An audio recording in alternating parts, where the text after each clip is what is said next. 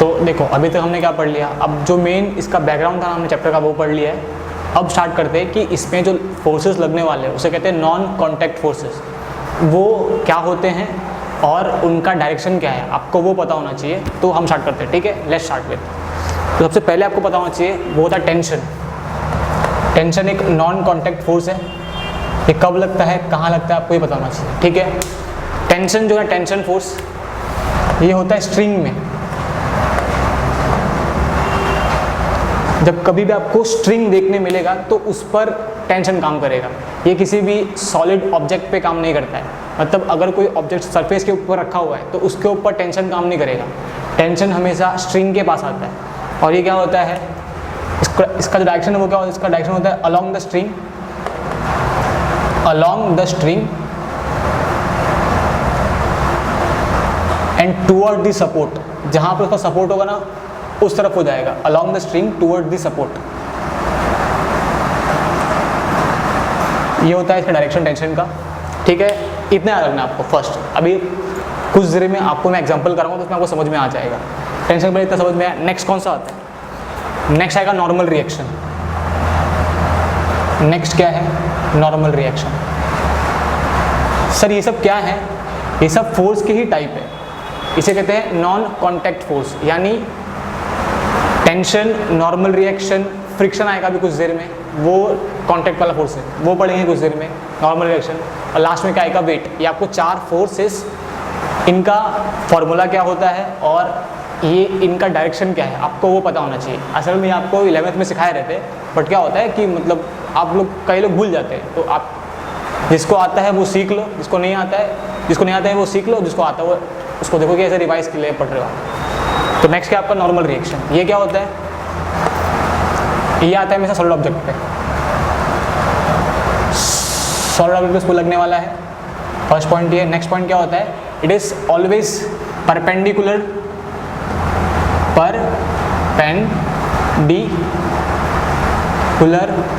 To the surface. Sir कैसे, अभी मैं आपको इसका एग्जांपल दूंगा बगल में, आपको समझ में आ जाएगा। ये हो गया, नेक्स्ट हो गया, आपको नॉर्मल रिएक्शन हो गया। नेक्स्ट आएगा फ्रिक्शन।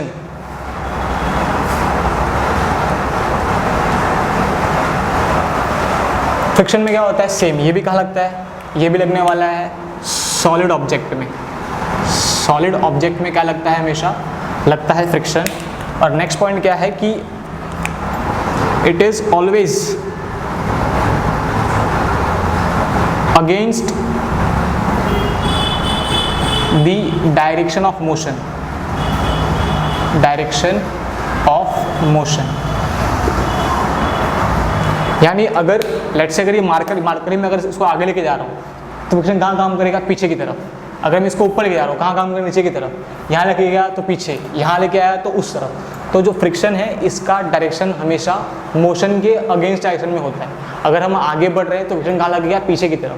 पीछे जा रहा हूँ तो आगे की तरफ। इतना क्लियर हुआ, ये फ्रिक्शन का डायरेक्शन होता है। नेक्स्ट कौन सा है आपका, हाँ इसका एक फॉर्मूला भी होता है जो आप लोग 11th में पढ़ के आते हो। इसका जो फॉर्मूला है वो F is equal to FS यानी स्टैटिक फ्रिक्शन, इसको बोलते हैं μSN, where μS is called as coefficient of static friction. क्या कहते हैं इसे, कोएफिशिएंट ऑफ स्टैटिक फ्रिक्शन। ये हो गया, ठीक है। और N को क्या बोलते हैं, नॉर्मल रिएक्शन। ये एक फॉर्मूला है इसका। नेक्स्ट क्या है आपका, जो नेक्स्ट वाला है वो है वेट। वेट क्या होता है, वो भी हमेशा, ये तो सब किसी भी ऑब्जेक्ट में लगता है, ये लगने वाला है। इसका डायरेक्शन है वो इम्पोर्टेंट है। जो इसका डायरेक्शन है वो है वर्टिकली डाउनवर्ड। क्या बोलते हैं उसे, बता समझ में आया कुछ देर में, वर्टिकली डाउनवर्ड। सर इसका मतलब क्या होता है, जस्ट कुछ देर रुक जाइए, बगल में एग्जांपल कराऊंगा उसमें आपको सबको समझ में क्लियर हो जाएगा। और इसका जो फॉर्मूला होता है वो W is equal to mg होता है, where g is called acceleration due to gravity, m is called mass. इतना समझा। तो ये आपके फोर्स है और उनके टाइप है। क्या बोलते हैं, इसी से कहते हैं नॉन कॉन्टैक्ट फोर्स। इन्हीं के इस्तेमाल से आप जो आगे डेरिवेशन पढ़ोगे वो कर पाओगे। और अगर आपको इनका डायरेक्शन पता है तो आप इजीली क्रैक कर पाओगे। अगर ये नहीं पता है तो आपको समझ में नहीं आएगा कि कौन सा फोर्स कहाँ लग रहा है, कैसे लग रहा है। तो अगर आपको सीखना है तो पहले इसको सीखो, मैं कराऊंगा एग्जाम्पल कुछ देर में, तो क्या हो जाएगा उससे आपका जब आप डेरिवेशन करोगे तो आपको डेरिवेशन करने में आसानी हो जाएगी। ठीक है, इतना लिख लो।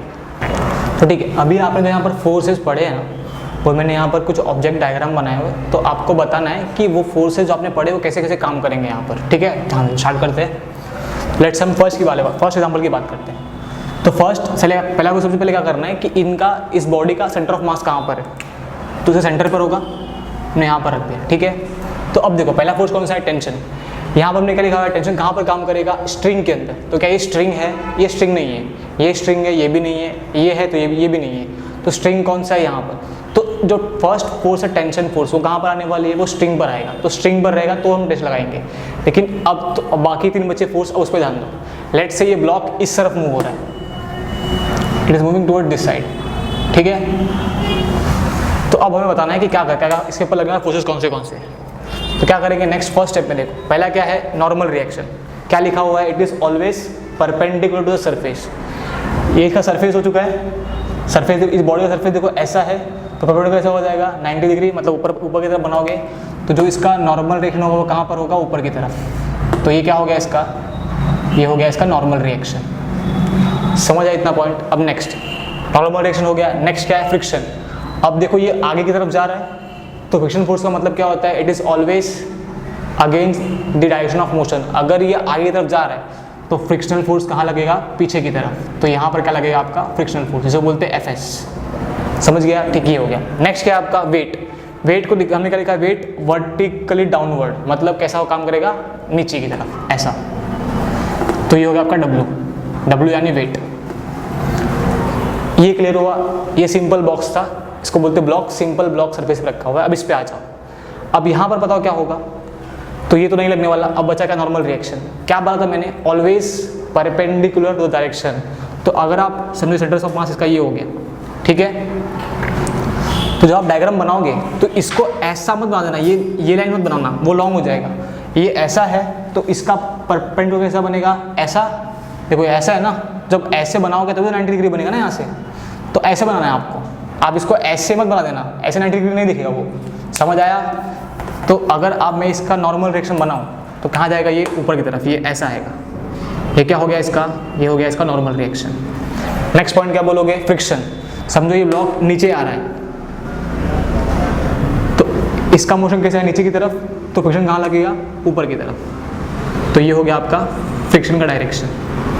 अब नेक्स्ट पॉइंट क्या है, ये हमने क्या बोला है, वर्टिकली डाउनवर्ड। क्या मैंने वहाँ पर बोला है वर्टिकली, मतलब 90 डिग्री बोला, कुछ बोला है हमने, वो नहीं बोला ना। वहाँ पर क्या बोला हमने, वर्टिकली डाउनवर्ड। तो इसको आप ऐसे मत बना देना, ऐसे बनाओ तो रॉन्ग हो जाएगा। इसको आपको ऐसे बनाना, नीचे की तरफ, ये ऐसा। ये क्या हो गया आपका, ये हो गया आपका डब्ल्यू। अगर आप ऐसे बना दोगे, समझो ये नॉर्मल रिएक्शन ऐसा है, ये सेंटर ऑफ मास है, आपको ऐसे बनाना है, ऐसे नहीं।